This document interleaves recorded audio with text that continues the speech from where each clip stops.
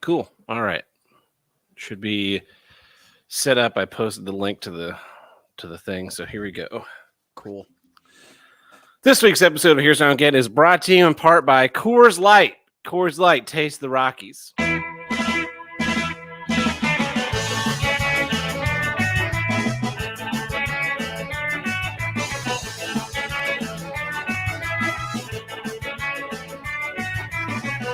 Hello and welcome back to Here's What I Don't Get, from north to south, east to west, the only intercontinental podcast to tackle all of life's toughest issues and the longest consecutively running podcast on the See You Next Tuesday podcast network. I'm your host, Tab Burt. With me today, Tony from Hack the Movies. Hello, Tab. I'm back. Back for good. Tony is now a permanent member of the stable of hosts. I did it. Finally, I hit 50,000 subscribers. I hit 50,000 subscribers recently, but that's nothing compared to this. This is my true goal in the end. To bump out the other co-host for this show. Yeah. And so today we're doing a very special opening segment, gabbing about Godzilla. Tony, did you watch a Godzilla movie this week? Unfortunately, I did not watch a Godzilla movie this week. Man, that well, I guess we'll have to postpone that a week. I am wearing a Godzilla shirt because I thought you'd bring it up at some point. Oh man, yeah. I guess Godzilla versus the Pod Monster pod faded. It's on an extended hiatus, much like other Godzilla podcasts. Yeah.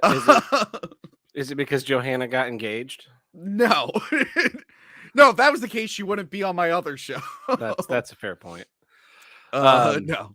So, Tony, tell us about what you've been doing. You've got this big YouTube channel that's like skyrocketed in the last year. Yes. I'm very famous now, and important. Not rich yet. Patreon.com/hackmovies. I've been focusing on my main show. I've been switching things up lately. I've been doing we were doing 2 full episodes a week. That was getting way too hard to do. So we do 1 podcast episode a week. It's giving me time to do plenty of bonus stuff on Patreon. And I've been doing these like short little video essays on Thursdays now. And those are getting me a whole new audience. So that's a lot of fun. But just been doing a lot of production work lately. Yeah, I believe that. I'll be getting into this kind of my issue, but work is finally, there's like a light at the end of the tunnel as far as the amount of time I'm having to put into everything beginning of next month. Yesterday, I took my first glass blowing training session. That was awesome. It was like the coolest thing. I've watched demos. I've watched it on TV. I've watched YouTube videos, but actually getting to do it yourself is really, really cool. And like they don't let you do the entire process start to finish. Yeah. But we did several pieces, and I got to do all the parts on the different pieces, other than the initial gather of getting glass out of the hot furnace. And that was it's wild because you have this like molten glass, right? It's on the end of a stick that's 5 feet long. You're holding the stick at the other end, spinning it around, and it's like not silly putty or Play-Doh, I guess. That's kind of like wanting to drip off, and then as it cools, it slowly hardens, and it no longer wants to drip off, and you can like feel the weight change as it gets hotter and colder at the end of the pipe. It was it's so weird. It was dope. So I walked in with this sketchbook of like these ideas I have for this piece I want to make. And I'm talking to the guy who's training me, and I set it down, I open it up, and he's looking at it, and his eyes are real big, and he's just like, oh, this is not happening. And then we start talking, and I'm like, yeah, I've been reading these books. I was looking up these techniques and that. He's like, oh, you're like actually interested in doing this. You're not just doing this. You don't want to do all this. I think the first thing he said was, "You don't want to do all this today, do you?" And I said, "No, I have multiple sessions booked. Like if we can get one of these done today, that would be great." You're like actually trying to do it. It's not like a bunch of friends out, but one night, let's try glass blowing. Like you're actually trying to do it. So we got 3 of the 5 things I wanted to make done, which I would cool. Like I said, I would have been happy to get one of them done, but yeah, it was pretty cool. I recommended it. If you have a place around you in town and they do they do demos, go check them out. It's pretty cool. Anyway, well, I mean, I think that's all I have for the catch up this week. I've been working. This week I was supposed to work. I scheduled myself for 30 hours. I will end up working like 45 hours by the end of the week. Dude, I work nonstop. It's like 24/7. Yeah, I was building my schedule for this month, and the last 2 weeks were supposed to be really heavy, and then this week was supposed to be really light, and next week was supposed to be really light.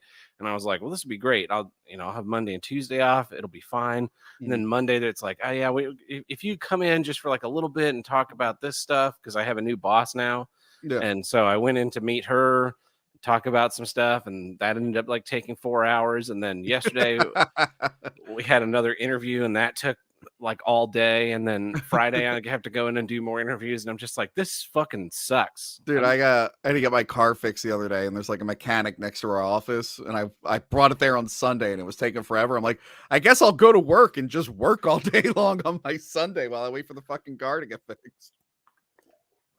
What else are you gonna do? I need to take my car in for some more. Speaking of cars, they did you see the announcement of the Gen 7 Mustang, the new S650? I missed that. Hold on, Gen 7 Mustang. Yeah, yesterday they revealed the new Gen 7 Mustang. It looks just like the fucking Gen 6 Mustang. It's like there's no reason to call it a Gen 7 because it's obviously just a facelift. They've done this. They did it in the Fox body era. They had like the original Fox body, and then the late 80s facelift. They did it with the S197s. They had the 05 to 09, and then the 2010 to 2015 facelift, and then they released this S550. It's been around since 2015, which is way too fucking long. It's it really just becomes this bland looking car. And so they just kind of smoothed out the lines. They're like, look, it's a brand new Mustang. It's not a fucking brand new Mustang.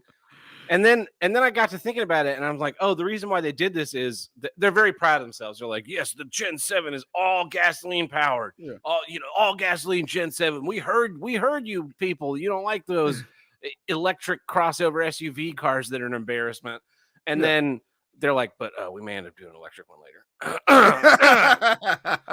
And I think that they're not going to discontinue this electric SUV they have running around with a horse logo. And so they don't want 2 Mustangs to be on the lot sitting next to each other that look so vastly different. They can be like, yeah, this is the electric one and this is the gasoline powered one. Like, oh yeah, those have the same front end still. They must be related.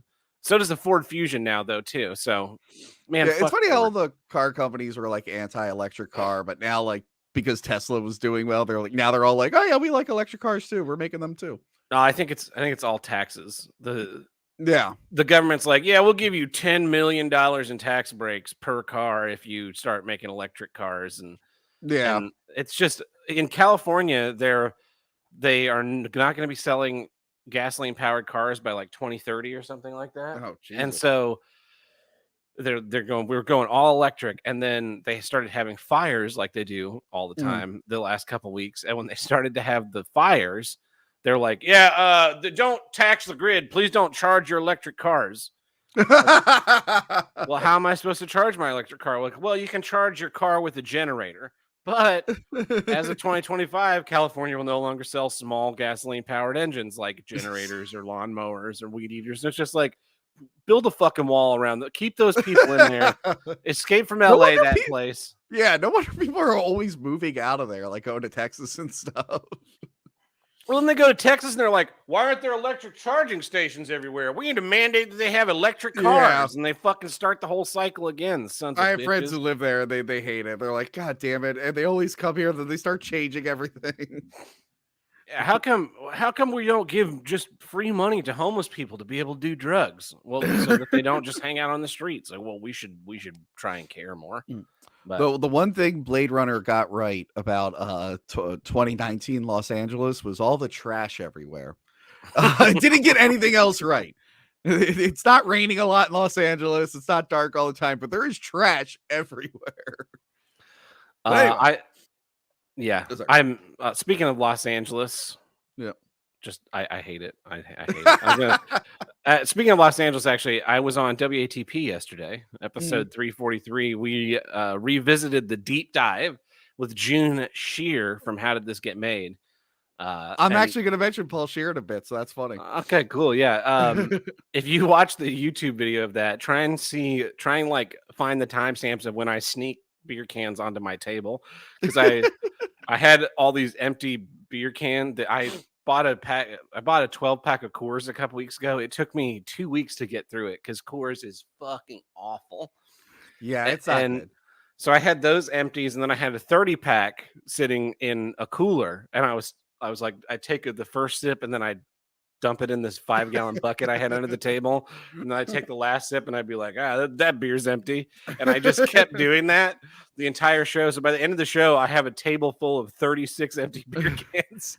Dude, Sutter and John's gonna see that. You're gonna be his hero. He's gonna be like, how does he drink so much and still say so coherent? Yeah, did you see John flirting with the fake account of Carl's wife on Twitter? Oh yeah, that was embarrassing. It's like, wait, that's either an account he made and he's talking to himself, or he's dumb enough to simp for a fake account. Either way, it's cringe and funny. Yeah. I found so I don't have Twitter. Everybody knows that. Yeah. But I found a loophole whereby I've gotten Stuttering John to retweet me by posting in the WATP Discord things like, John is a fat alcoholic retard. There's an account that will screenshot that and then post it on Twitter. And then John retweets that account. I'm pretty sure both accounts are John. Yeah. And like, this moron is just retweeting his own roast. Like, they're burning me. You know, like one of them, I like break down that he's killing himself with his liver, and then I'm rooting for I'm rooting for him to not stop drinking. It's just like, look at this, can you believe it? Oh. Speaking of John, on my Patreon and Carl's Patreon, we watched his terrible movie and did a commentary track. It is one of the worst comedies. It might be the worst comedy I've ever seen. That's the only piece of bonus content from WATP that I haven't listened to, because I need to find the movie online to decide if I even really want to watch it.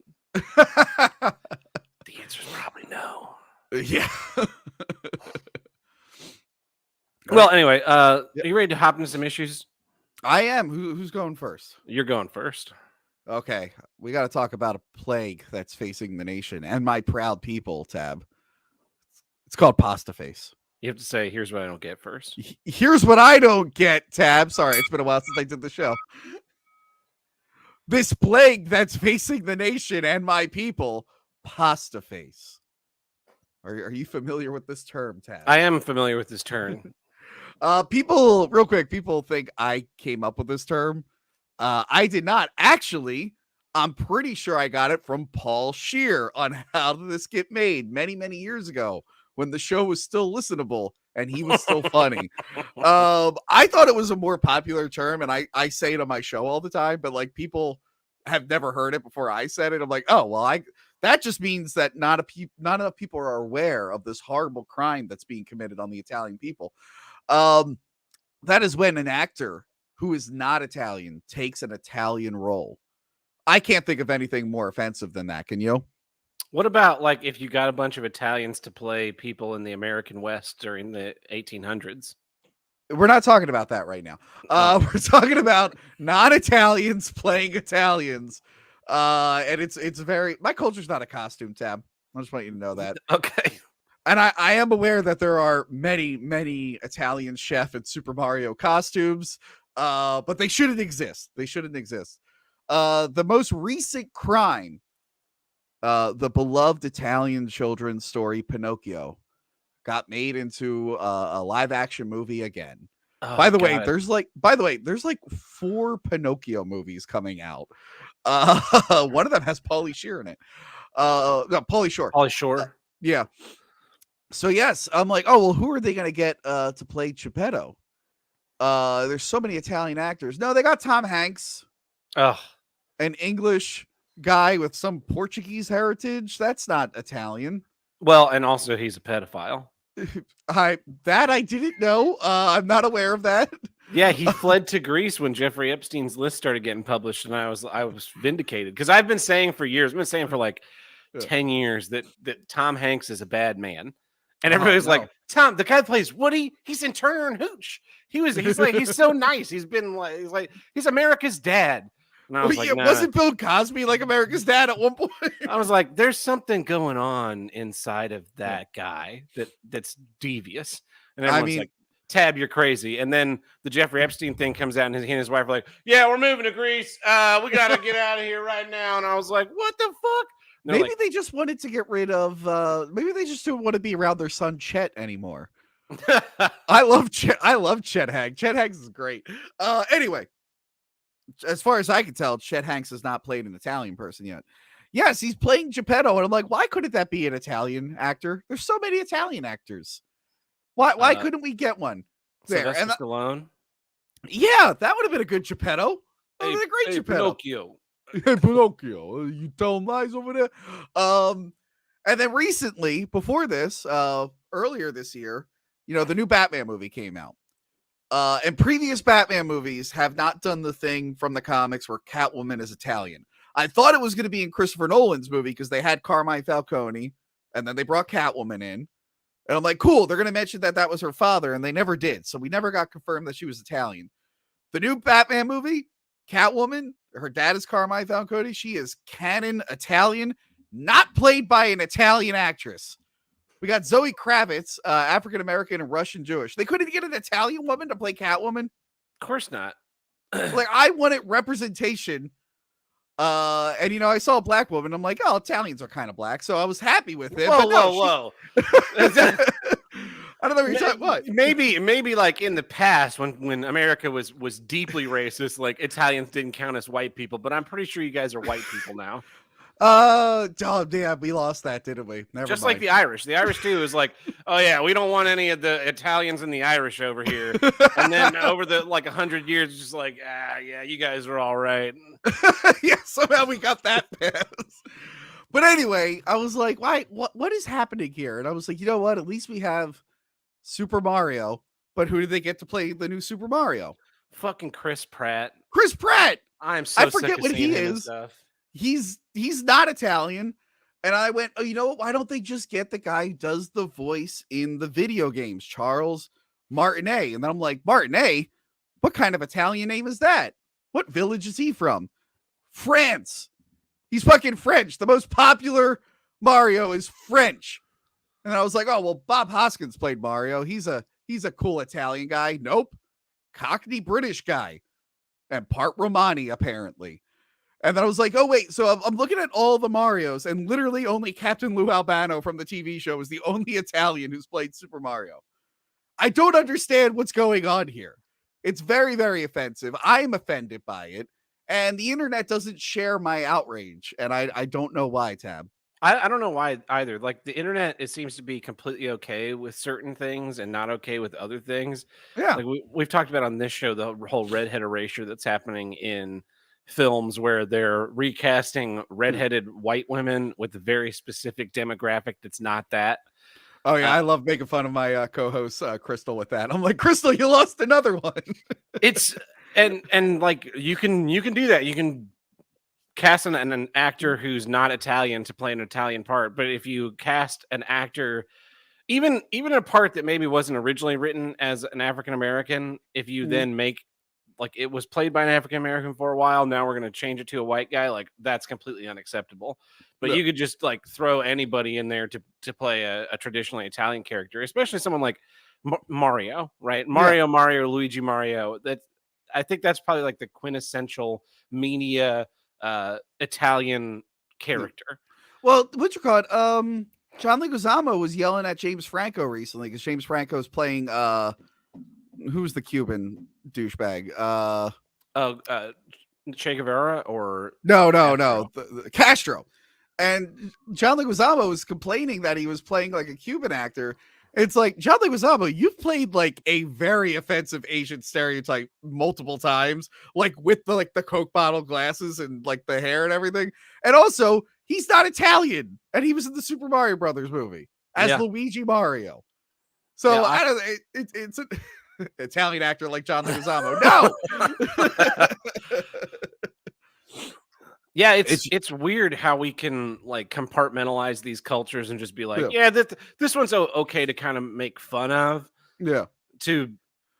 because like you're still allowed to do Italian stereotypes too in movies where like, oh yeah, he's got this overbearing mother and they Yeah. eat so much food and all they eat is spaghetti. And Yeah. you can like to make all those jokes in a movie, but if you have like a black character like, hey, do you guys like KFC? Like, whoa, that's not acceptable. And Yeah. I don't have a problem with either joke. I think you want to make stereotype jokes about different, ethnic groups. As long as it's in good fun, as long as you're not there being like, hey, you Italians, all you do is shit out kids because you're Catholic. Like, it's like, well, that's really rude. But Italians did have a problem with that, but well, because the church didn't believe in prophylactics, contraceptive, but it's even like when you watch like a movie that's like that takes place in like Rome and whatnot. Like I used to watch the show Rome, really good show, and I looked at I was looking up like all the actors. I'm like, these are all British and Australian. Like, what the fuck? There's no Italians in this show. What's going on here? Speaking of Australians, the movie Gladiator with Russell Crowe. You have Joaquin Phoenix playing the Emperor. I don't know what he is. And then you have Australian Russell Crowe as like your Maximus, whatever his name is. I think he was I think Maximus was supposed to be Spanish in that, right? Yeah, he's supposed to be Spanish. Oh, I'm looking up Joaquin Phoenix. I'm going to see if he gets a pass. Hold on. Because they call him the Spaniard. Yeah. Is Joaquin Phoenix Puerto Rican? I don't know. Russian Jewish, Hungarian Jewish. He is not Italian. Sons of bitches. He is not Italian. They made him a great emperor of Rome. Yeah. He's not even from there. They changed the real story too. He didn't fight in a gladiator. He, like a wrestler killed him while he was bathing, which actually would have been a way funnier ending to Gladiator. Yeah. Imagine if Gladiator ended like Russell Crowe's just naked and like jumps on Joaquin Phoenix in like a bathhouse and like strangles him. That would have been awesome. But also the emperor that he played, I don't remember what the emperor is. Like that guy would fight in the arena. Yeah. And that emperor didn't fight in the arena. Yeah, I don't think it was past emperors that would fight in the arena, and they'd do the thing where they'd like stab the guy, so he was already wounded when he's coming out there to fight, so that he had no chance of winning. Yeah, it's a good movie. Don't get me wrong, but if you're the guy who gets stabbed and you know you're gonna die anyway, wouldn't you just run out and be like, he stabbed me ahead of time, he's faking, he's a lie. Like if I know I'm gonna get killed anyway, I'm just gonna rat out the emperor. Yeah, that's what I would do too. That's what I would do too. Who are you going to believe? Me, the emperor who defeated this man, or this man who's dying? Come on. I just and we need better Italian representation in films, because people are always like, I don't have representation. I'm thinking about like my childhood. I'm like, oh no, I got a lot of representation for Italians in films. They were all murderers and gangsters, and Batman beats them up all the time. Yeah, that's the mafia. Like, if you want to talk about poor representation in films, like Italians, video games, mafia. We've been the bad guys for a really long time. I had this thought the other day. I've been watching News Radio and Becker on Plex, and it's curious because both those shows started pre 9/11. And they're set in New York, and I'm curious, like when I hit 9/11, if there's anything that's going to change about like the tone or of the show. And then I started to think I want to go back and start looking at serialized action television Yeah. and see like what demographics the bad guys are in the 90s versus in the 2000s, because it like in the the 2000s we had all these TV shows like Numbers and 24 and The Unit. There was like Breaking Point or Flashpoint, I think was the name of it. But it was like all these like SWAT and FBI criminal profile. And once that happened, like it was constantly like, yeah, we're facing a terrorist attack from the Middle East. Yeah. And so I'm curious, like if you go back to the 80s, like those goddamn Italians. Italians. It's like well, there's Italians. Italians are the constant. But I think in like the 80s or 70s and 80s, it probably was like South American cartels and whatnot. Yeah. Because that was like the thing then. Yeah, it is funny how the bad guys change each generation, but somehow Italians are always still the bad guys no matter what. Like, oh yeah, who are these guys working with here in the United States to get their like weapons in? They're working with the Italians. You know those guys, they can get anything. I got a cousin, he's got an Italian friend. He got us free tickets to the Yankees game this weekend. I do like in the new Batman movie, like the Penguin is supposed to be like a Cockney British guy, and Colin Farrell's like, nah, would it be like an Italian dude from Jersey or something? Someone mentioned that. They're like, I like how Colin Farrell's just like, nah, the Penguin's from Jersey, I guess. I'm like, wow, I didn't expect him to be the one that was more Italian than the actors who were supposed to be Italian. Yeah, I didn't watch this new Batman movie because It was okay. It was all right. Actually, now that I think about it, what's John Turturro? Let's see what John Turturro is. Because he is Carmine Falcone in it, who is supposed to be Italian. Let's see here. Okay, he's Italian. We had one Italian actor being an Italian in that movie. Can you imagine that? Can you like that? You made a good point about representation and someone to look up to. Like we talked about on the show a lot about how there's this idea that you can only look up to a person if they have the same like demographic qualities as you do, as opposed to just looking up to a person because they're heroic or good. And I talk about how like my favorite character on Star Trek was Geordi, because like he's disabled, but like he overcomes that to become like the chief engineer of the Enterprise. He's constantly fixing things. When I watch Independence Day as a kid, I didn't want to be Jeff Goldblum because I look like Jeff Goldblum. I wanted to be Will Smith because he's the cool one. Like he punches the fucking alien in the face. Nobody else makes physical contact with an alien in that whole movie. He's just like, bam, fuck you, alien. Nobody, when we would play Men in Black, no one wanted to be Tommy Lee Jones. We wanted to be Will Smith. Exactly. And so I don't want to be Will Smith now. No, when I was a kid, I wanted to be Will Smith. But then like we have generations of like making Italians the bad guys in movies. So like, are you as a 6-year-old boy, like you go to the movies like, I'm gonna go see Batman, and your dad just like, oh no son, we don't root for Batman, we root for the mobsters because we're Italian and we have to look for our own representation. Like, I guess I want to grow up and become a criminal kingpin as opposed to becoming Batman. Hold on real quick, is Tony Stark Italian? I don't know. I think Tony Stark's Italian. Okay, so we had an Italian save half the life in the universe recently. I guess that's pretty good for us. Is Robert Downey Jr. Italian though? Oh no. Oh God. Hold on. Robert Downey Jr. Are you like what are you searching this on? Are you on like ItalianFinder.biz? Nah, Wikipedia lets you know their early history. Oh, son of a bitch. Lithuanian Jewish, Hungarian Jewish. Not an ounce of Italian in him. Robbed again, Tab. We're robbed again. You know what's really nice? Did you see the new stupid Jurassic Park movie? Oh, unfortunately. Most of it takes place in Italy. Yeah. And the T-Rexes from my childhood from the first movie, and the two T-Rexes you see at the end, those are the ones from the second movie. So the T-Rexes from my childhood, they're all now living peacefully in Italy. And I'm like, that was a perfect end to the series. I don't know why everyone's complaining. Like all the dinosaurs are Italian now. The dinosaur I got to see as like a 3-year-old in the theater is now living peacefully in Italy. I'm like, this is a perfect conclusion to the story. That's not the same dinosaur. The dinosaur when you saw as a child was an animatronic. And this one was a CG nightmare. You know what I mean. Oh, I did not care for that film.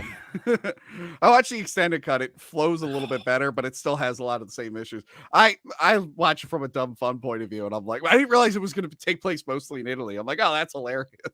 It was the longest movie I think I've ever seen. I cannot imagine there's an extended cut. That's a problem with movies where they're filming too much.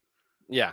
And then when they ultimately have to cut it down, like they struggle. And like I said, the theatrical cut of that movie, there are scenes that are just choppy. And now when I watch the extended cut, it's like literally because they just chop them in half with no smooth transition. It's like you guys got to like aim for a specific time. You can go over a little bit, but you need to know it because like the new Thor movie, apparently they shot like 8 hours worth of content and then changed their mind and changed things in post and change entire characters. Like, you guys have to go in with a goddamn plan. Yeah, it's called a script. Yeah, stop going in just making up the movie as you go, because then you get weird shit. Anyway, that's a whole different rant. But well, so I think one of the problems with this Jurassic Park movie is like when I was watching it, I could see the contracts happening where they're like, all right, Laura Linney, Sam Neill, we want you to come back and be in this movie. And they're like, that's not Laura Linney. That's oh shit. It's not Laura Linney. No, anyway. it's we want you to come back and do this movie. And they're like, okay, that's great, but I need like 65 minutes of screen time. And they're like, oh shit, we already we already have these pre-existing contracts with the redhead and Chris Pratt, but they also get 65 minutes of screen time. So then they're like, they had to tell these two stories that were the story of them going to find their kid completely uninteresting. Yeah. No, the thing with the old actors, normally I would say that was stupid and pandering. But when I realized that they were making fun of Star Wars for fucking up bringing the old characters back, I just allowed it. I'm like, oh, this is a middle finger to Disney. I'm allowing this douchebaggery because it's a middle finger to Disney. Well, I thought that their story was the more interesting of the two narratives happening versus them just being like, we have to get to Italy to save our kid, and then them being like, we need the kid because the kid has a magic MacGuffin that will fix everything. Oh yeah, that they changed that anyway. So yeah, that's the whole thing. Italians were being erased by these actors. They're appropriating our culture, and the internet tells me that's the worst thing you can do. But the internet is not on my side with screaming every time someone appropriates an Italian role. Just to let Italian actors play Italians. That's all I'm saying, Tab. And nobody else. And nobody else. Nobody else. Oh, well, that brings us to the middle of our episode, which means it's time for... This episode is brought to you in part by the Ricada News Network. Definitely not fake news. So I got a news article here that was posted in our Discord under the RNN portal. Low testosterone may increase China virus hospitalization risks. Men with low testosterone who develop the China virus you catch it, you don't develop it, not a fucking photograph, are at elevated risk of becoming seriously ill and ending up in the hospital, according to a study by researchers at the School of Medicine and St. Louis University. Okay. Real quick, just because I am very famous, I disavow everything Tab said. I disavow everything Tab said. Anyway, let's continue. This is science. This is science from a prestigious research hospital. I meant your naming of the virus. I disavow. Anyway, I didn't name it that. So yeah, I guess if you have low testosterone, your COVID's going to hit you harder. Is that what that's what they're saying. And so when you think about it, we live in a world now of these like processed plant-based meats that a lot of soy produces a lot of estrogen in your body. Yeah. And also just like, I think I gotta wonder psychologically, the general shitting on of men constantly in our culture. Like, what does that do to your T levels as a human being? You feel pretty bad. I mean, how many times have we been there where some guy's like girlfriend is shouting at him and our balls just suck up into our body? You are at greater risk of getting sick. I also want to say that's probably why I never got sick, and Tim and Truckin' and Tuckin' both got sick. You know, because you have so much more testosterone. Because I have so much more testosterone than they do. Because it's funny. Red meat. I've never gotten it, and the irony is, I get every single cold that comes my way. I get every single stomach bug that comes. I get like everything, and somehow the big thing I've avoided, and I have no idea how I've done that. Yeah, I Like, mean, I've been in. We sat in Truckin' and Tuckin's house while he was actively sick for like 6 or 8 hours watching movies, and I was just like, well, I'm gonna get sick. Never got it. I lived with someone who was sick, and I never got it. I'm like, how did I? And like normally I wouldn't care, but it's like I literally get everything else. I don't know why my immune system is only good against this one thing. Yeah, you must have a better tea than the people Because around I have you. a lot of testosterone. Yeah, that's the only, absolutely the only explanation for why. I also think it's funny that like that's what they're studying. Someone, can you imagine that someone comes in and they're like, "Yeah, you tested positive for the virus. Sorry. Yeah. Also, you have low T, you girly." they're like, we're gonna give. Here's a copy of Predator. This should help. This should help your testosterone levels. Just watch this GIF of them slapping the fives from Predator over and over and over again. See if you can get over this. Dylan, you son of a bitch. I did that. A friend of mine said when I was working with him, he said he never saw Predator, and I brought him the DVD. I'm like, hey, I heard you had low testosterone. Here you go. Did you watch Prey? Yeah. Oh, what'd you think of that? I thought it was all right.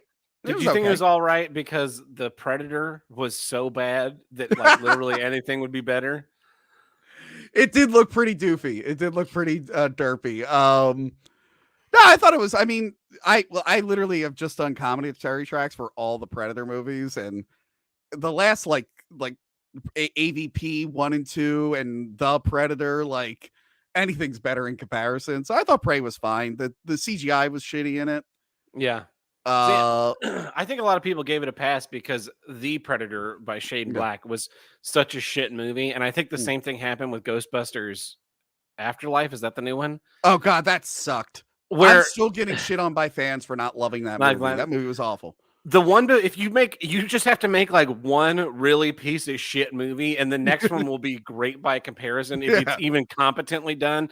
And so, like, we know there's going to be another Terminator movie. Yeah, and they're going to be like, we're bringing Arnold back one final time. We're going to do this. Like, Edward Furlong's going to be back somehow, and then it'll just be competently done. It won't be great, but because Genesis and Dark Fate were such pieces of shit, people will go, you know, the new Terminator Final Days is actually a pretty good Terminator movie. Dark Fate was the new one. Yeah. People, I just saw it recently because we did a Worst Terminator episode, and I've been avoiding it for the last few years, and everyone was mad that I wasn't seeing it. And all they kept saying is it's the best one since 2. And I'm like, that's not a selling point for me. So it's not as bad as the other ones. Then I watch it. I'm like, this is kind of worse than some of the bad ones. It's so fucking dull and just lifeless. I hated it. I hated it. I did not care for Dark Fate at all. I like Genesis. I've only seen it one time in the theaters. And it was paced well enough that my brain kind of turned off. And it's like, this is dumb. But my brain kind of turned off, and I was able to enjoy the spectacle. Genesis is more fun to make fun of. Yeah. I walk out, and it's like, yeah, that wasn't good. Like I like 3 more than Genesis, but it wasn't. Dark Fate, I was just like, oh my god, this is like Sarah Connor comes out there. She's like 900 years old, and she's like, I destroy Terminators. Which are still being sent back. I don't want to get into that. It was a shit show. I got a whole episode on those movies. So our next news story. This was a big news story last year. Kyle Rittenhouse shot and killed a guy. Shot and wounded another guy.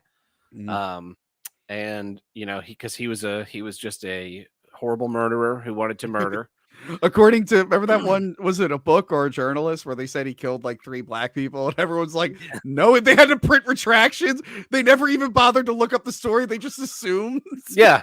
It was, I think it was a local news channel somewhere or something. Like killed 3 black people. They're like, no, he didn't.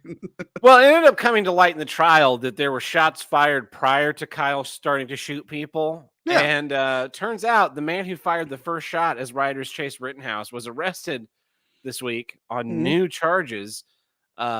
Joshua Zeminski and his wife is Kelly Zeminski, both of whom took part in the August 25th, 2020 riots that rocked the city of Kenosha. Were charged Monday night with crimes including the armed robbery charge as well as armed burglary, false imprisonment, intimidation, and ID theft, the Kenosha County Eye reported. Details of the crime scene were not immediately available, but the Daily Wire confirmed that both Zeminskis were booked Monday on multiple charges. I cannot believe so that these people got out. They were arrested during the riots and they were just let out scot-free. Then they go on this fucking crime spree that they're finally getting arrested for. And we're supposed to have like believed for 2 years that Kyle Rittenhouse was like just those people were out there just like, oh no, we won't go. And Kyle Rittenhouse was just like, bow, bow, bow, bow, bow, bow, bow, bow, bow. Fuck every one of you, bow, bow, bow. Like fucking Rambo, like in UHF, the Rambo scene where just like, bah! Just the fake blowing shit up, and I remember, and they're like the worst people on earth.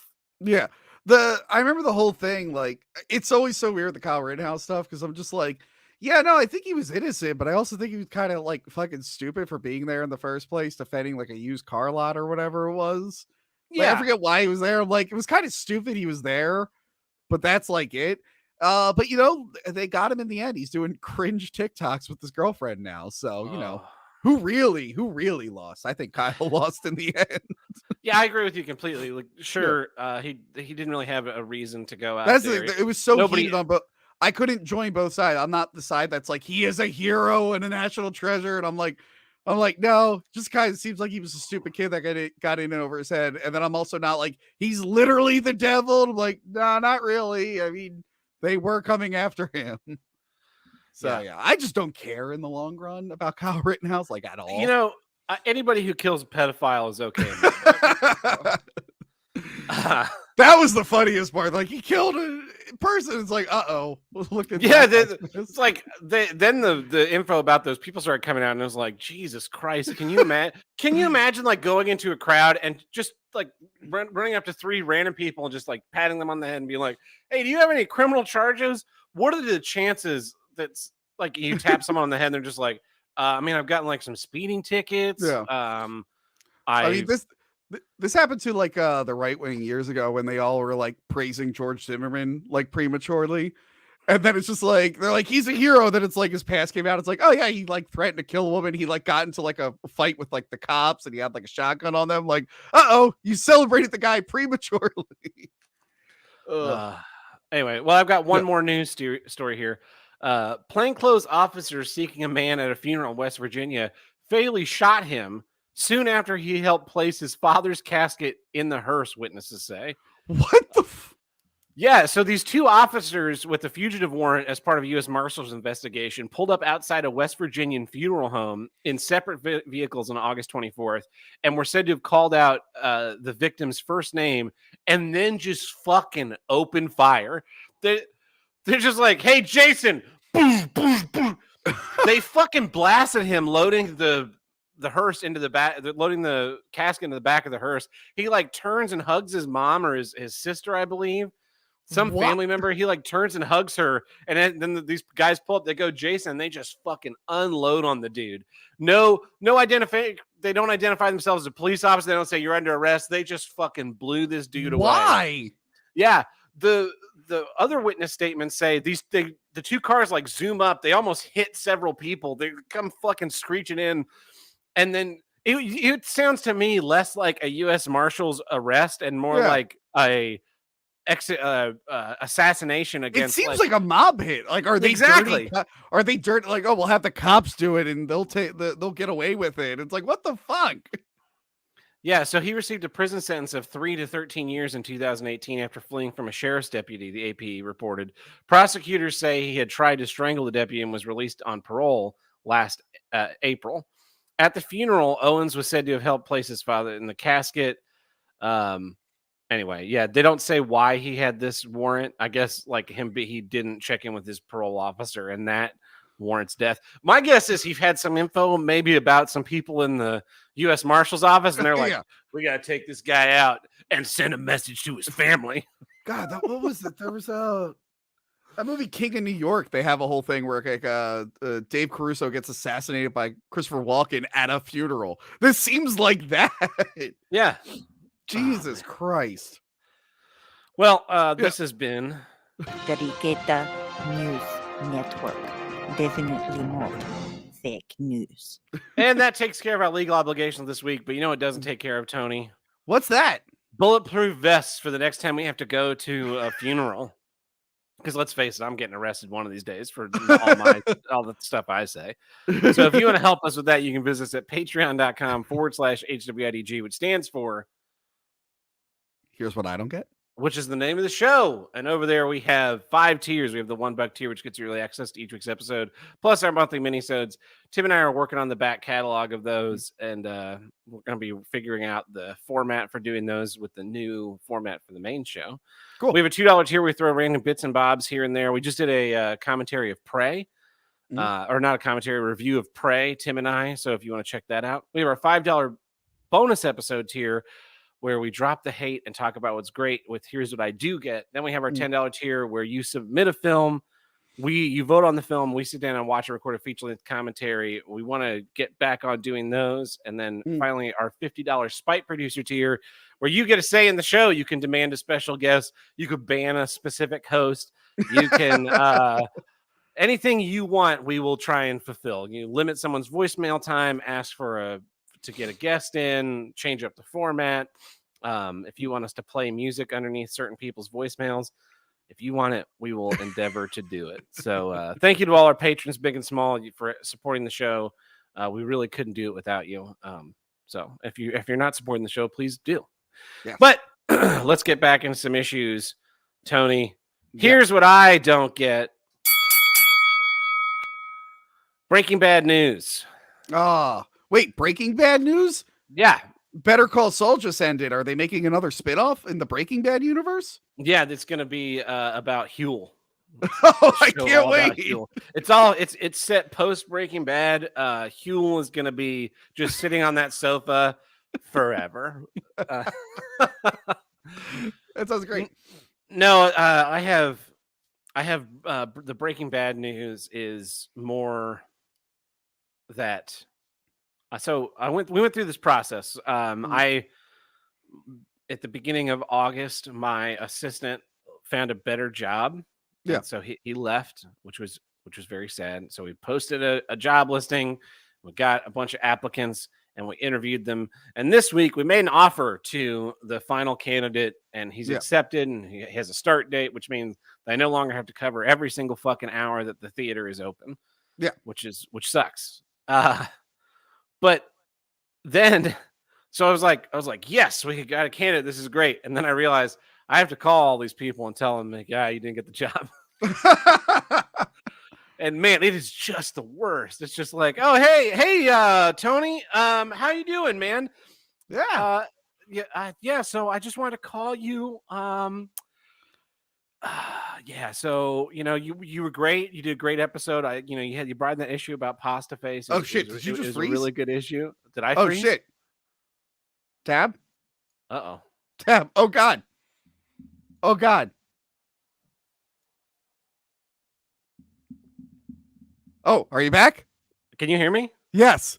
Okay, that was weird. That must have been on your side because it didn't seem to stutter for me at all. I see at the bottom right, it's like something's updating. God damn it. Fucking stupid computers. I'm sorry. Anyway. That freaked me out for a second. But yeah. So I'm on the phone with these people, like trying to soften the blow and be like, yeah, you were a really great candidate. You had a really great interview. Yeah. And it's fucking soul sucking. Like as the high of like, we got a great, we got a great candidate. I'm looking forward to not working all the time anymore. And then all of that was just that, like the high of that happening was just completely obliterated by the follow-up of having to tell all these people that they didn't get it. And I don't know, I'm probably caring about it more than they are. I'm sure they're disappointed they didn't get the opportunity. But I don't know. I guess I'm probably internalizing it too much. I was talking to a friend of mine, and she was like, "Oh, you should have my boss do it," because she loves telling people that they suck. And she tells me the story. They interviewed someone, and she calls the person, and she's just like, yeah, you didn't get the job because your resume sucks and you didn't dress nice enough in your interview. And I was just like, what the fuck? What you call it? Have you ever had to fire anyone before? I haven't done that yet, but Yes, I have. how's that? Firing was actually a lot easier. Okay, I mean, all right, maybe not firing, but like letting someone go for like it wasn't their fault. Have you ever had to deal with that? For like a layoff? I haven't had to do that. Oh, okay, yeah. I did have to fire someone when I was running the union for being worthless as far as time management skills, and I was so pissed off that like insulated me from feeling anything for the guy. He started crying, and I was just like, "You're fucking you were half an hour late 3 times this week to 3 separate events." Yeah. One of the things he was late for, he was 45 minutes late to a call. He's texting me before the call like, I'm sorry, I'm running late, boss. I can't find my wallet. Like, this is emergency. We're tearing the house apart. And then I find out he was dropped off by his girlfriend. Why the fuck did you need your wallet? You're not driving.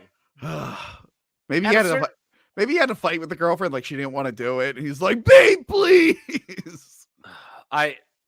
So there was always a story. That was the problem, is that there was always some reason why he was half an hour late.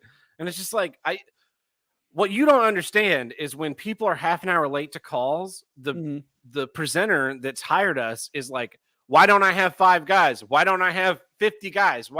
So I'm getting my ass chewed out because you can't fucking figure out your time management.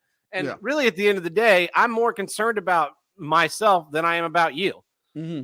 And I'm tired of getting yelled at. And if I can skip you and put someone there who will be there on time, my life will get immeasurably easier. Yeah.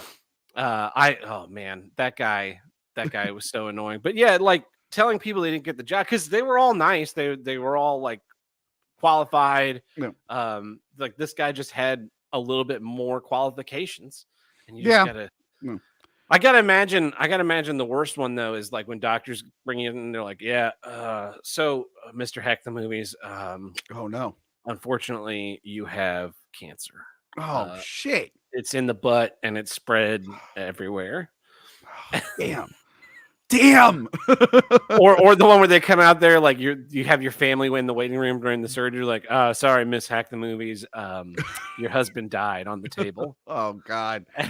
That would be a rough one. I'm trying to think, like, you ever see that movie Up in the Air with George Clooney? Yeah, where they like the companies like the companies like will outsource bringing someone in to fire people because they don't want to do it themselves. Oh, like the guys in Office Space. Yeah, that's what Up in the Air is. It's like he's a guy who like literally goes in there and fires people on the company's behalf.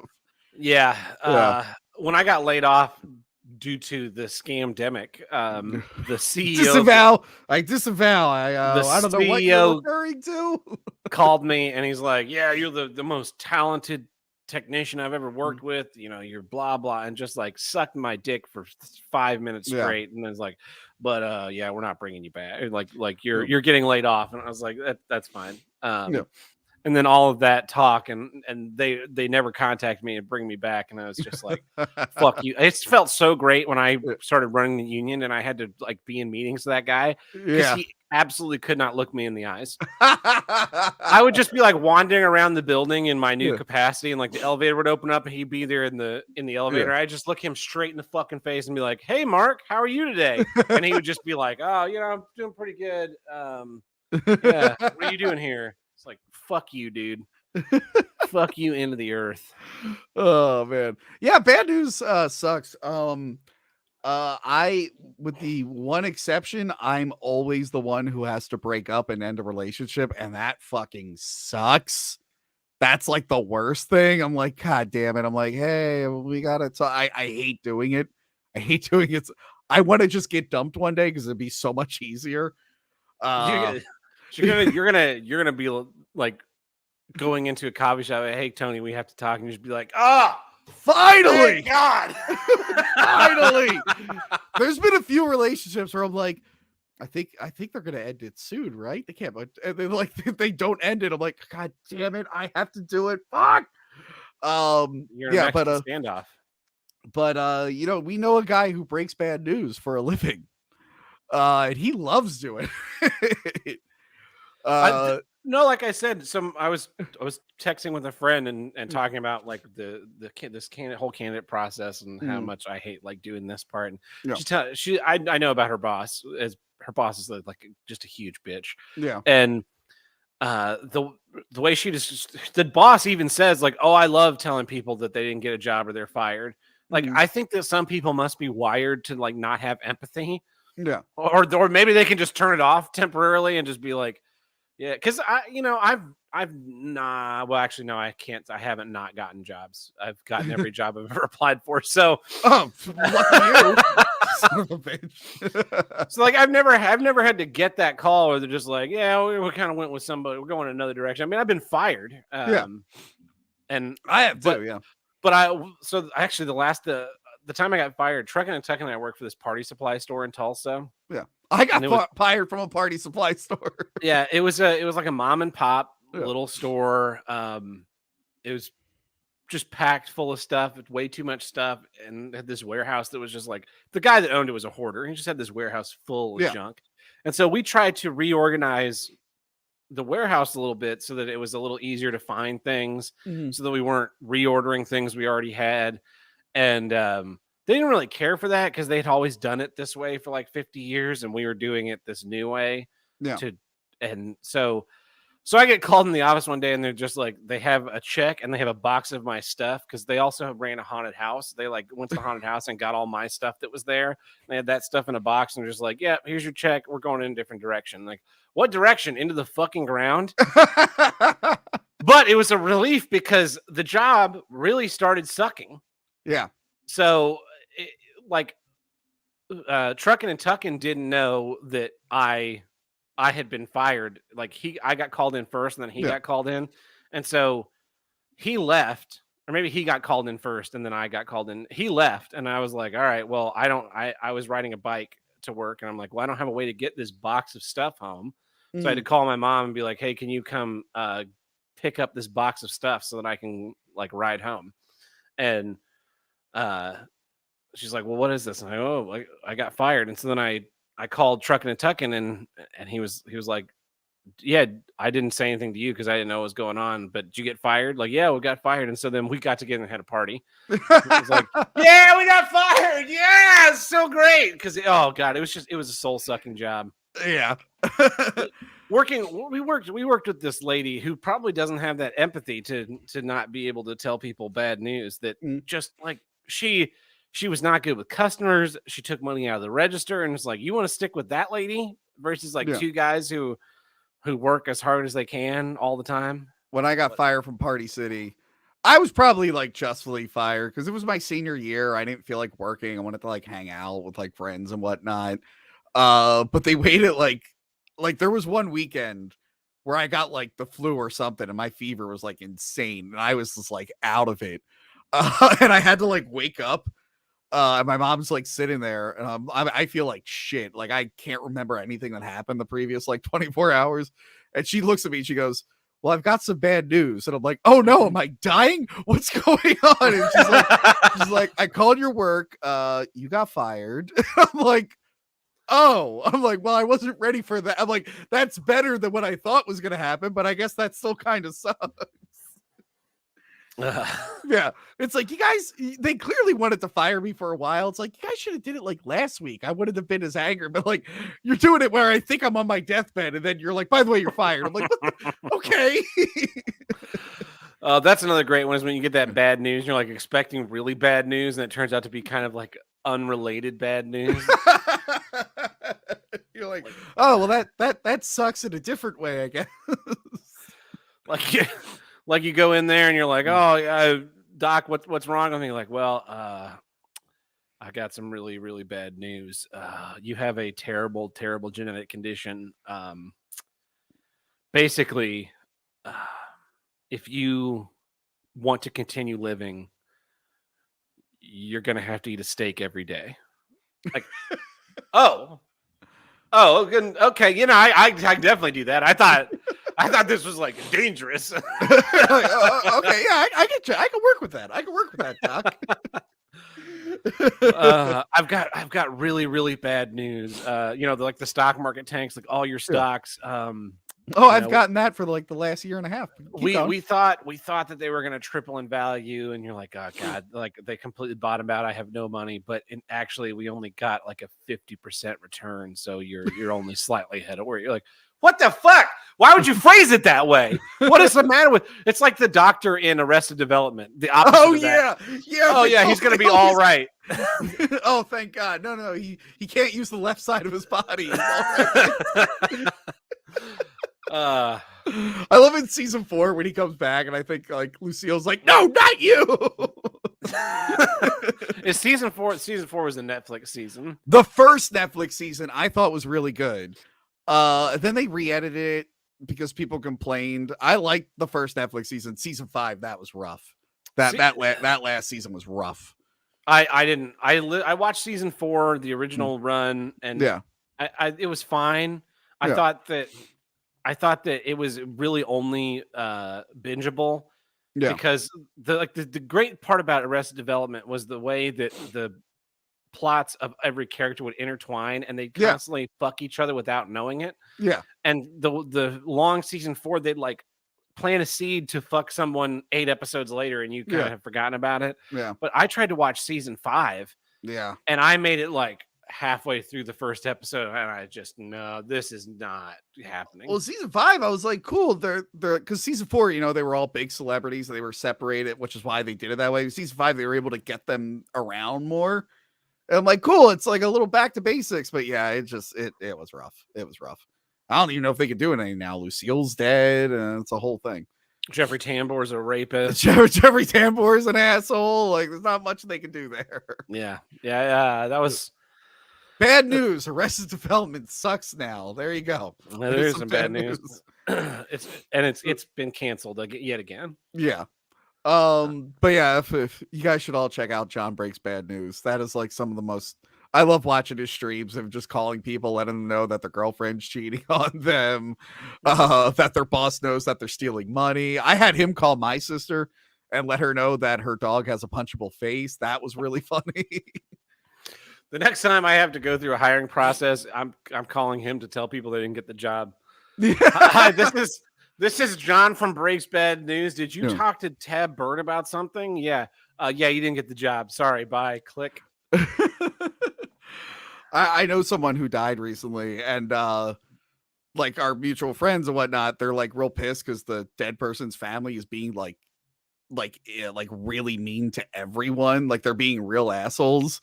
I know some U.S. Marshals who can take care of that. Yeah, well, I was gonna say, I'm like, but like these friends know stuff about them, and I'm like, hey, you know what? I know a guy who will break some bad news to them if you want. Like, I know a guy who'll do it for free. Oh, he does it for free? Yeah, John does it for free. Better. Yeah. Yeah, that's the best part. It's free. You just have him call up anyone. Just give him bad news. My favorite thing recently, I don't know what he did to his phone number, but he has it under Domino's. So he'll call people and he'll break bad news to them. And they're like, why is it Domino's in New York telling me this? That's a good one. Yeah, but now that's a good issue. What did we call them on this show? Their issues. Their issues, yes. Yes. Yeah. That's the biggest issue in the universe, I think, Tab. I do think it is the largest issue in existence. That's even funnier. That's the largest issue in existence. Well, that's it for that issue. So nice. This has been Here's What I Don't Get. I'm Tab Burt. And I'm Tony from Hack the Movies.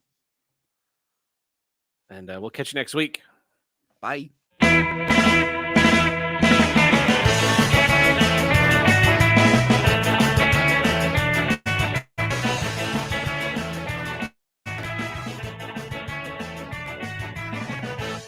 If you want to call in the Here's Again hotline, you can call us at 704-750-9434 and tell us what you don't get. Or you can visit us on Discord and upload a MP3 or WAV or whatever in the voicemail upload channel. I know what you're thinking, Tony. You're like, what's going on in Mr. Ed, right? In Mr. Ed? Yeah. We have a segment where we catch up on old episodes. Like it's a weekly update about Mr. Ed. Oh, sure, okay. In Season 6, Episode 2 of the classic American documentary series, Mr. Ed. Ed wants to be a swinger. For some reason, Ed thinks that means he needs to go skateboarding. He goes skateboarding on what appears to be an oversized ironing board with wheels. That's not how you use an ironing board? Well, those clothes are going to be so wrinkly. What the fuck? You just have a guy giving you updates. Welcome to the voicemail segment. I haven't done a voicemail segment in a minute. I checked my voicemail thing and I have like 15 of them. I'm like, oh god, I gotta go through these. Okay. Here's another one. This is player 4 here calling to bitch out Sage. Always asking, oh, give me your address, because he knows he's such a tough guy and he can hide behind the internet. He doesn't actually want to fight anybody. So here's what I'm going to do, Sage. I'm not going to give you my address, but here's what I'm going to do. I'm going to challenge you to a fight at the next WAT. Well, okay, I can't go to New York. So at the next Dick Show live event or the next WATP live that's not in New York. I bet you won't even fucking fight me, you fucking pussy. I would say give me your address, but I'm not going to show up to your house. And even if I gave you mine, you're not going to show up to my house either. You've obviously never been in a, you fucking worthless pussy. I would beat the shit out of you. And I'm not even exaggerating. I'm not that good of a fighter. Fuck you, Sage. Fight me at the next event. Fuck you. Fuck me or fight me, bro. Do you have two fans that are trying to fight each other? Is that Oh, we have one. So way back in like the 60s episodes in the 60s, Sage called in and left a voicemail talking about trying to visit a restaurant close to the time that they close. Okay. And now people have been shouting at him for 5 years. And it kind of came to a head as the show was, we thought the show was going to end of a couple of people being like, we're going to fight. And and now we have a player 4, so it's really just one man versus the universe. Oh my god, pretty great. And I didn't realize that that's what that voicemail was going to be. Otherwise, I'd have this queued up.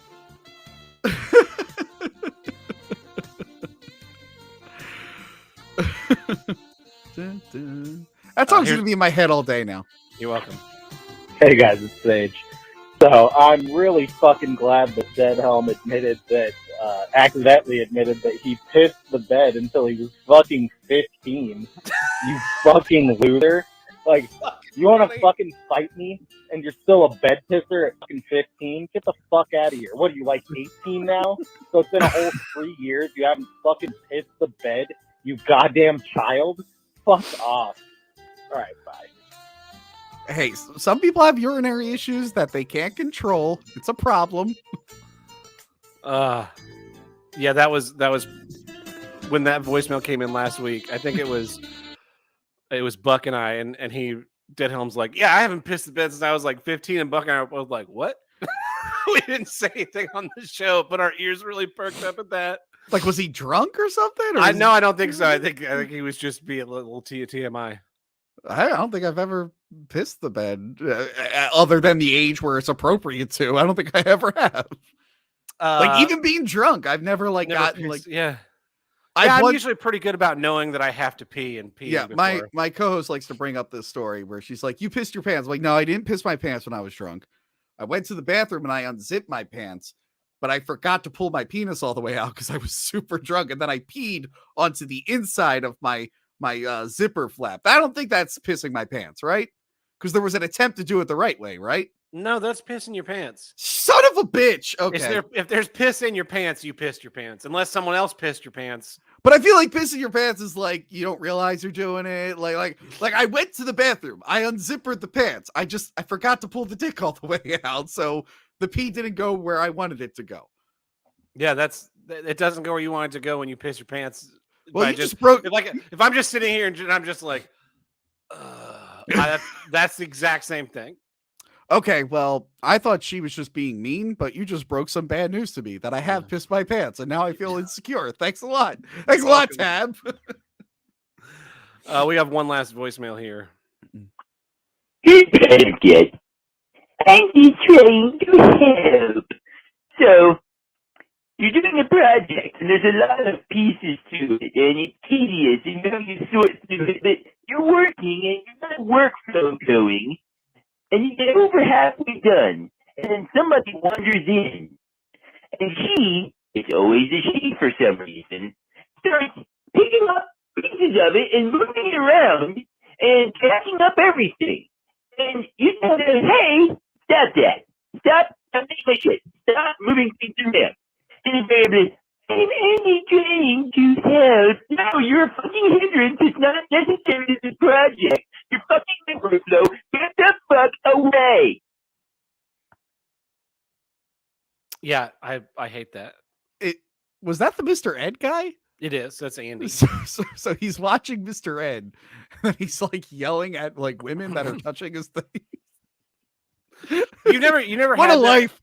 No, I've had that experience. It's just I'm picturing like him with like working on something. There's stuff everywhere, and he's like laughing at a horse and then yelling at a woman at the same time. My stepmom used to do this thing where like her idea, so I would go over to their house, stay the weekend or stay the night or whatever, and I wore this hat. It's the hat that I wore on the show for many years. And what I would do when I got there is I'd take the hat off, I'd put it on the kitchen counter, and I would put all the stuff from my pockets in my hat.